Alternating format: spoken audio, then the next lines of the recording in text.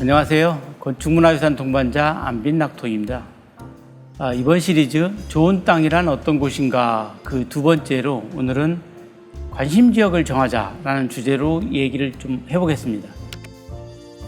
어떤 일을 할 때 이 범위를 좁힐 수 있으면 그만큼 판단하거나 결정을 하기가 아주 수월해집니다. 땅과 건물도 마찬가지예요. 그래서 우리가 땅을 찾을 때는 어떻게든 범위를 좁히는 것이 여러 가지로 유리합니다.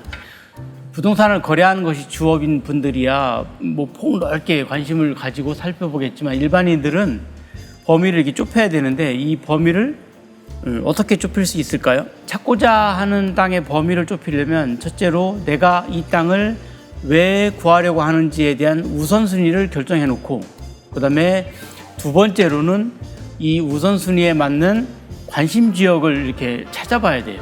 그러면 범위를 좁히기가 쉬워요. 우선순위는 대략 한 2개나 3개 정도 중요도를 정해 놓으면 좋은데요.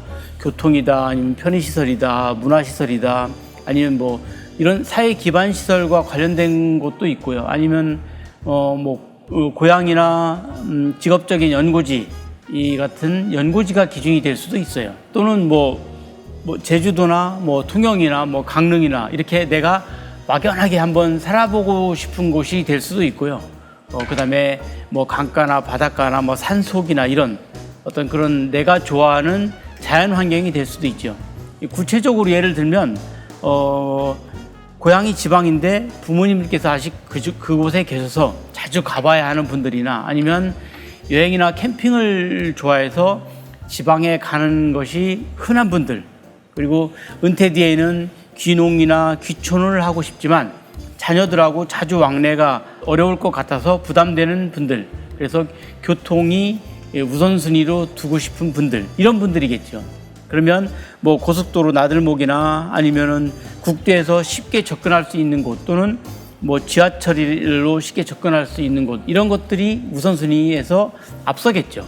또 요즘에는 대부분의 부부들이 둘 다 직장 생활을 하는 경우가 많잖아요. 이럴 경우에는 아무래도 편의시설이 잘 갖추어진 곳이 우선순위가 될 수 있어요. 또 아이가 어려서 혹은 부모님이 연세가 많으셔서 병원이 좀 가까울 필요가 있는 경우도 어떤 사회 편의시설이 잘 갖추어진 곳이 우선순위가 될 수 있고요. 특별히 이런 어떤 연유가 없다 하더라도 백화점이나 대형마트나 문화시설이나 이런 것들을 내가 선호한다 하는 분들은 그런 사회 기반 시설이 갖추어진 곳이 우선순위가 될 수 있겠죠. 내가 은퇴를 한 뒤에 어떤 찌든 도시의 생활에서 벗어나 조용한 어떤 전원형 주거지로 가고 싶어 하는 경우에는 바닷가나 강가나 혹은 아주 청량한 기운이 감도는 숲속 같은 곳이 이런 쾌적한 자연 환경을 우선순위로 둘 수도 있을 거고요. 그 다음에 안전한 곳에서 가서 살고 싶다고 하시는 분들에게는 범죄 없는 도시, 살기 좋은 마을로 지정된 곳이 우선순위가 될 수도 있겠죠. 뭐니 해도 생활도 적당히 편리하고 이왕이면 개발 호재가 있어서 내가 시대 차익을 많이 얻을 수 있는 곳이었으면 좋겠다라고 생각하시는 분이 가장 많을 수 있겠네요. 그죠? 그런데 그런 분들은 그것을 우선순위에 두면 되는 거죠. 이렇게 이제 우선순위가 정해지면 그거를 중요도 순으로 1번은 2번은 3번은 해가지고 2-3가지 정도 정한 다음에 그 우선순위에 적합한 지역을 선정하는 과정에 들어가면 됩니다. 이게 시험 문제처럼 정답이 있는 게 아니니까 일단 아니다 싶으면 중간에 바꿔도 되니까요. 마음 편하게 관심 지역을 이렇게 찾아서 여기 하고 정하면 되는 거예요. 그 다음부터는 이제 현장에 가본다든가 아니면은 자료 수집을 한다든가 하면 되는 거죠. 이럴 때는 이런 게 좋은 것 같고 또 저럴 때는 저런 게 좋을 것 같다라는 생각이 들면 관심 지역을 여기 이렇게 복수로 정해도 좋아요. 어쨌든 남들의 생각을 따라가거나 혹은 이렇게 감으로 이렇게 하는 것보다 내가 중요하게 생각하는 내용에 대해서 정리를 하고 그거를 바탕으로 우선순위를 정해서 관심 지역을 정하는 것이 중요합니다. 이게 우리가 관심 지역을 딱 정해 놓으면 자료 모으기가 굉장히 수월해요. 그리고 특정 지역이 정해지면 그 지역만 볼 것이 아니라 그 지역을 중심으로 연관 지역을 이렇게 차차 넓혀가면서 함께 보면 더 좋아요. 왜냐하면 서로 이게 관심 지역과 주변 지역은 영향을 미치기 때문이죠. 예를 들어서 내가 교통망에 관심이 있고 그 중에서도 수도권 광역 급행철도인 GTX ABCD 있는데 그 A 노선에 있는 용인에 관심이 많다. 그러면 이 용인의 전 정거장인 그 성남이나 다음 정거장인 동탄까지 같이 관심 있게 보라는 거죠. 그러면 관심 지역뿐 아니라 그 지역 정보도 주변 지역 정보도 알게 되는 거죠. 이것이 어느 정도 지속돼서 정보가 이렇게 쌓이다 보면 내 관심 지역하고 주변 지역의 땅에 대해 어느 정도 눈이 트이게 되는 겁니다. 그래서 이 지역의 개발 이슈나 어떤 정책 공약이 발생하면 기존에 축적된 정보를 가지고 이거에 대한 판단을 하기가 굉장히 쉬워져요. 빨라지고 이것이 몇 년간 쭉 지속이 되면 어떤 특정 지역에 대해서는 그 지역의 공인중개사보다도 더 나은 전문가가 되는 거죠. 하기에 따라서 좀 다르긴 하지만 제 경험으로는 한 3년에서 한 5년 정도 그 정도면 전문가가 될 수 있어요.